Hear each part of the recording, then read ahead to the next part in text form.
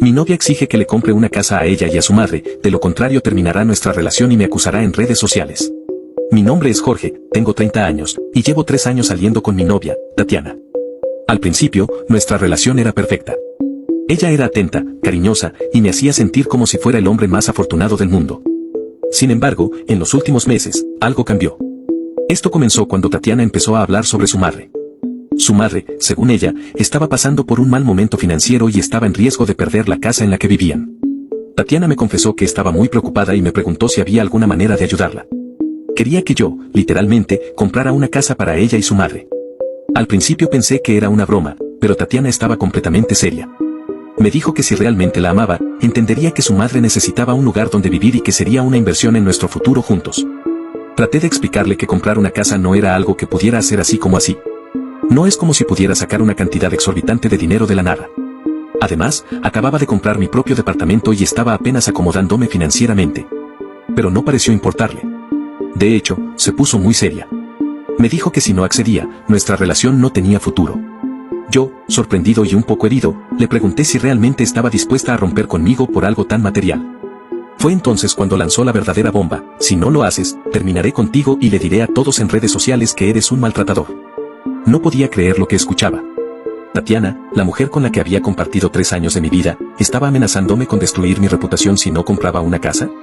Le dije que no podía creer que fuera capaz de hacer algo así, y entonces se volvió más agresiva, diciendo que yo no conocía su lado oscuro y que estaba subestimando su poder en redes sociales.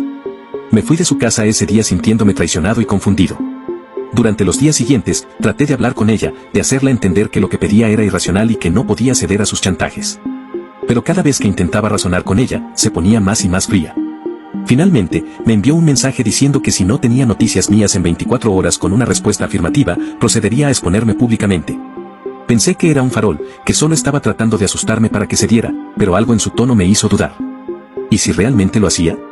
Mi reputación, mi trabajo, todo podría verse afectado por una mentira. Esa noche no pude dormir, y al día siguiente tomé la decisión de no dejarme manipular. No iba a comprarle una casa, y mucho menos bajo amenazas. Le envié un mensaje diciendo que si quería terminar la relación, estaba en su derecho, pero que no iba a ceder a sus demandas. No pasó mucho tiempo antes de que lo que más temía sucediera. Tatiana cumplió su amenaza y publicó en todas sus redes sociales que yo era un maltratador, un hombre abusivo que la había manipulado y engañado durante años. Usó fotos de nosotros juntos, capturas de pantalla de conversaciones fuera de contexto, y contó una historia completamente fabricada que hacía que yo pareciera un monstruo. Esa noche, mi teléfono no paraba de sonar. Amigos, colegas, incluso familiares me llamaban preguntando qué estaba pasando. Algunos me defendieron, pero otros estaban claramente impactados y confundidos. ¿Cómo no estarlo? La historia que ella contaba era tan retorcida y bien elaborada que era difícil de ignorar. Me sentí completamente solo y desesperado. ¿Cómo podría limpiar mi nombre después de esto? Pero lo peor estaba por venir. Los días que siguieron fueron un infierno. Mis redes sociales estaban llenas de mensajes de odio, amenazas y acusaciones de personas que ni siquiera conocía. Mis amigos más cercanos me defendían, pero la avalancha de críticas era abrumadora. Decidí cerrar mis cuentas y desconectarme del mundo por un tiempo, pero sabía que no podía esconderme para siempre. Lo más frustrante fue que no había forma fácil de probar mi inocencia. Tatiana había sido inteligente en su ataque, usando verdades a medias y tergiversaciones que hacían difícil desmentir sus acusaciones sin entrar en detalles muy personales. Además, sabía que si yo intentaba defenderme en redes, solo le daría más atención a su historia, y eso era lo último que quería. Sin embargo, algo inesperado comenzó a suceder. Algunas personas en redes sociales, particularmente en los comentarios de las publicaciones de Tatiana, empezaron a notar inconsistencias en su historia. Preguntaban por qué nunca había mencionado nada antes, por qué seguía publicando fotos felices de nosotros hasta hace poco si yo era tan terrible, y por qué había decidido hacer todo esto de manera tan pública en lugar de acudir a las autoridades.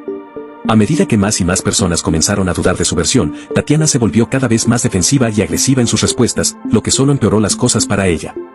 La gente empezó a darse cuenta de que algo no cuadraba, y la marea comenzó a cambiar.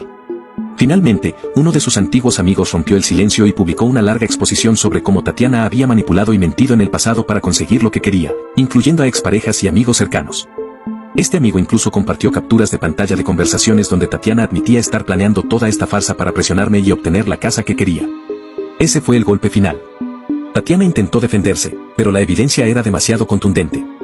Su plan se desmoronó rápidamente, y las mismas personas que antes me atacaban, ahora se volvieron contra ella. Los insultos, amenazas y burlas que había recibido comenzaron a llegarle a ella. En cuestión de días, sus redes sociales se convirtieron en un campo de batalla, y finalmente, decidió cerrarlas todas para escapar del escarnio público. Al final, todo se volvió en su contra. Su reputación quedó destrozada, y ni siquiera su madre quiso apoyarla en esto. Se vieron obligadas a seguir alquilando una pequeña casa y buscando trabajo para poder mantenerse. Mientras tanto, yo decidí que era el momento de dejar todo esto atrás y concentrarme en mí mismo. Me tomé un tiempo libre, empaqué mis cosas y me fui de viaje solo, algo que había postergado por mucho tiempo.